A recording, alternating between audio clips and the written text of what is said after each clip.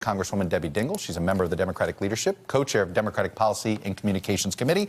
By the way, comes from Michigan, obviously a swing state that voted for President Trump. Congresswoman, nice to see you. Happy New Year. Chuck, Happy New Year to you. Except it's really not a Happy New Year. Well, I was just going to say, I've said to people, it hasn't really started. It feels like we haven't wrapped up the business of 2018. And in your case, that's literal with this Congress. Let me ask you this. The president taking the national emergency declaration idea off the table. Are you relieved or not? You know, I'm going to tell you, I've been on ground for about 2 hours in Michigan. And the first thing that we did was I've been in regular contact talking to people all week about how this was impacting them. But when you sat with workers who aren't getting their paycheck today and how scared they are when they have the real world discussion of how it's impacting their personal lives and jobs that aren't getting done, you're going to see this happen across the country. I hope to God we see a change next week in attitudes. All right. Well, let me play something for you from President Trump today. He had a little message for Democrats. Take a listen to it. Let me ask you about it on the other side. This is where I ask the Democrats to come back to Washington and to vote for money for the wall, the barrier, whatever you want to call it, it's okay with me. They can name it whatever they can name it, peaches. I don't care what they name it, but we need money for that barrier. All right, so now you can call it peaches, I guess. Let me set that aside for a minute. But it's interesting the way you worded this to me before I looked at that soundbite, which is you hope that the calculus changes next week.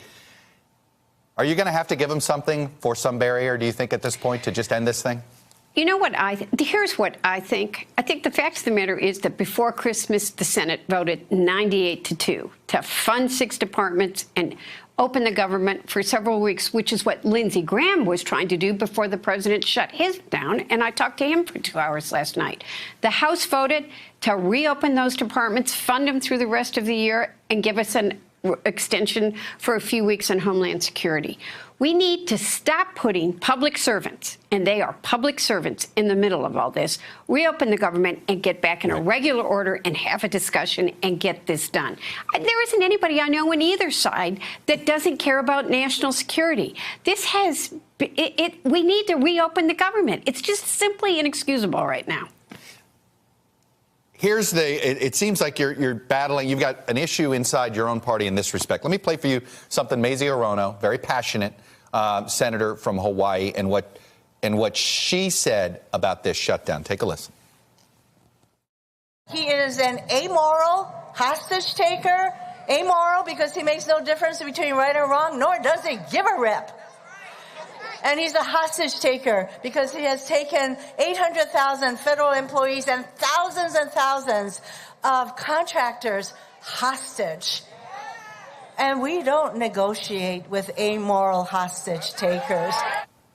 Can you negotiate with him and politically sell that to the more liberal wing of the Democratic Party? You know, here's what I'm going to say. He has taken hostages. But the fact of the matter is that these are human beings that need to be able to make a mortgage payment, that are worried about their credit rating is going to go down, which would impact the catch-22 of the real stories right now is nightmarish. So to me, this is a human issue. I care about every one of those government workers who aren't getting paid, who are scared to death about how they're going to live. And by the way, we should care about the services that aren't getting performed, from keeping us safe in the skies to food being inspected to Social Security complaints to people having housing issues to food stamps. The list is endless. So, yes, he has taken us hostage. And we can't let him do that on the border. Let's get back in a regular order. We all care about national security. Let's negotiate. But we can't. What's happening right now is just not okay.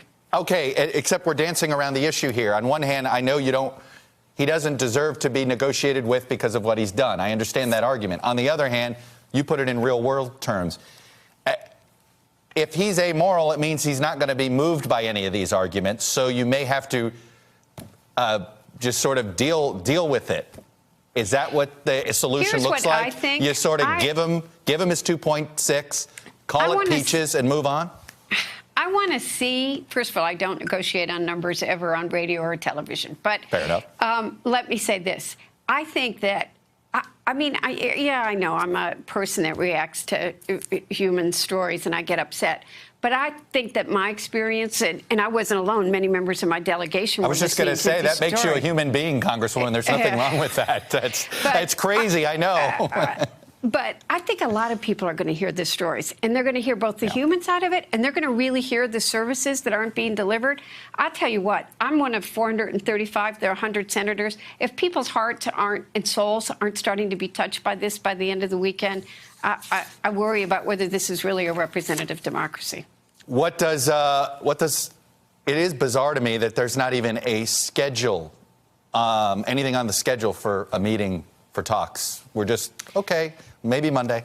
Is that what we're looking at? Maybe Monday? We don't know. We don't know what's going to happen over the week. I'm an optimist. I always like to think. I know you are. So I'm going to be an optimist. The other thing is that, I'll tell you at this meeting, this one TSA worker just burst into tears because she had heard, this is what we don't realize. You and I talk and we say all these things. She had just heard that we had all gone home and that nobody was working. Right. And one of the workers said, he said this could go on for years. One, we're not going to let this go on for years. But we do this talk, you and I, we don't realize what it's doing to these real people who are like, get in the room, figure this out, do something. And so we have to do something. So I promised her that we were all on notice that we would fly back within 24 hours.